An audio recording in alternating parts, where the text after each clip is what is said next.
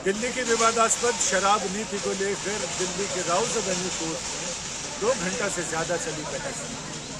दिल्ली के पूर्व शराब मंत्री, शिक्षा मंत्री, उप मुख्यमंत्री और मौजूदा समय में ईडी और सीबीआई के इस शराब घोटाले के मुख्य अभियुक्त मनीष सिसोदिया के वकीलों ने पहले तो पूरी कोशिश की कि वो उनकी जमानत अर्जी पर बात करें, लेकिन अदालत ने कहा कि पहले ईडीआई के रिमांड ऑर्डर पर बात करनी है।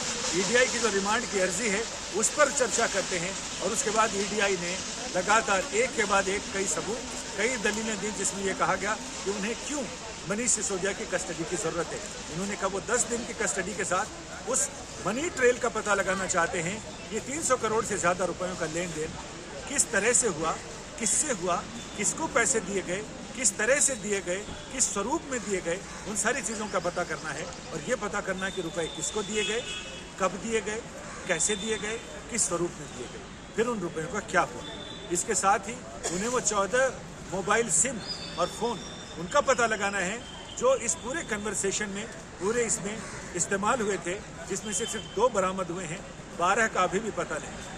सारे आरोपी मनीष सिसोदिया सहित सभी कह रहे हैं हमें इस बारे में पता नहीं। अभी तक देवेंद्र शर्मा के नाम से एक सिम का पता चला है जो उनके नाम पर लिया गया है। देवेंद्र शर्मा मनीष सिसोदिया के सचिव रह चुके हैं।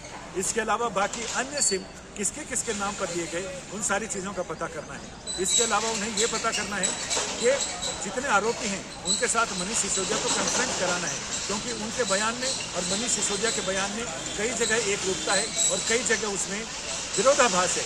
उस विरोधाभास को दूर करने के लिए इन सारे लोगों का कन्फ्रंटेशन कराना है। जो दस्तावेजी सबूत हैं उन सबूतों की जानकारी करनी है और उस पर इनके विचार लेने हैं कि आखिर इनका क्या कहना है, ये कब तैयार किए गए, किस परिस्थिति में तैयार किए गए, किन किन किन की उपस्थिति में तैयार किए गए। ये तमाम ऐसी चीज़ें हैं जो इस मामले की तह तक जाने के लिए ज़रूरी हैं। यानी इस पूरे मामले में चीज़ें सच्चाई सामने आने के लिए मनीष सिसोदिया का कस्टडी में आना ज़रूरी है। वहीं दूसरी ओर मनीष सिसोदिया की तरफ से जब दलीलें दी गई तो उनका ये कहना था कि पूरी जांच में, छापेमारी में और रेड में कहीं उनके यहाँ से एक पैसा भी नहीं मिला, कोई मनी ट्रेल नहीं है। और जो ईडी कह रही है कि जो पैसा वहाँ से तेलंगाना के शराब फैक्ट्रियों से रिश्वत के रूप में मिला, ईडी का ये भी कहना था कि 5% के कमीशन को 12% किया गया, जिसमें विशेषज्ञ समिति की रिपोर्ट को नज़रअंदाज किया गया, अनदेखी की गई। और साथ ही जिनको ये जिम्मा दिया गया था उनको बहुत सारी चीज़ों का पता ही नहीं था। जो जानकारियां आबकारी विभाग के पूर्व आयुक्त उन्होंने सी अरविंद, उन्होंने ये बोला कि हमसे बहुत सारी चीज़ें तो मंगाई गई लेकिन ग्रुप ऑफ मिनिस्टर्स में उसकी चर्चा नहीं की गई। बाद में एलजी के यहाँ से रिपोर्ट जब साइन होकर आ गई उसके बाद उसमें कुछ चीज़ें क्षेपक की तरह जोड़ी गई, नत्थी की गई। ये तमाम गंभीर आरोप हैं। मनीष सिसोदिया के 3 सीनियर एडवोकेट्स ने इसका विरोध किया और उनका ये कहना था कि वो जमानत के हकदार हैं। इस समय तो ईडी को कोई अधिकार नहीं है कि आरोपी को हिरासत में लेने का, लेकिन जब कोर्ट ने ईडी से पूछा कि आपके पास इसके लिए क्या प्रूफ है, तो उन्होंने सुप्रीम कोर्ट के और हाई कोर्ट के लगभग 15 से 17 जजमेंट उनको साइट किया और ये कहा कि उनके पास पूरा अधिकार है। कोर्ट ने 2 घंटे से ज़्यादा समय तक दोनों पक्षों की दलीलें सुनी और उसके बाद जजमेंट रिजर्व करने के बाद 1 घंटे बाद लगभग अपना फैसला सुना दिया कि मनीष सिसोदिया ईडी की हिरासत में 7 दिन रहेंगे।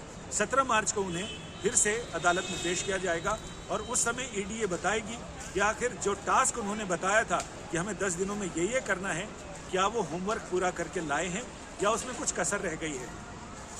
ईडी अगर अपनी दलीलों में सार्थक रूप से बता सकती है कि अब उन्हें ज़रूरत नहीं है, सारे सवालों के जवाब मिल गए हैं और उन्होंने अपने सबूत पुख्ता कर लिए हैं, तब तो ठीक है। वरना ईडी अगर और हिरासत की मांग करेगी तो अदालत उस पर विचार करेगी कि क्या ईडी की हिरासत बढ़ाई जाए या फिर उन्हें जुडिशियल कस्टडी में यानी फिर से जेल भेज दिया जाए। 17 मार्च को होने वाली सुनवाई बहुत महत्वपूर्ण इसलिए होगी क्योंकि हो सकता है कि इससे कुछ नई कहानियाँ सामने आए। जिन लोगों के नाम, जिसमें अरविंद केजरीवाल भी हैं, संजय सिंह भी हैं, जिन लोगों के नाम अभी सरसरी तौर पर आए हैं, क्या उनके खिलाफ पूछताछ में कुछ पुख्ता चीज़ें मिलती हैं और मिलती हैं तो फिर एक नई कहानी शुरू होगी, एक नया अध्याय शुरू होगा। 17 मार्च की सुनवाई इसलिए अधिक महत्वपूर्ण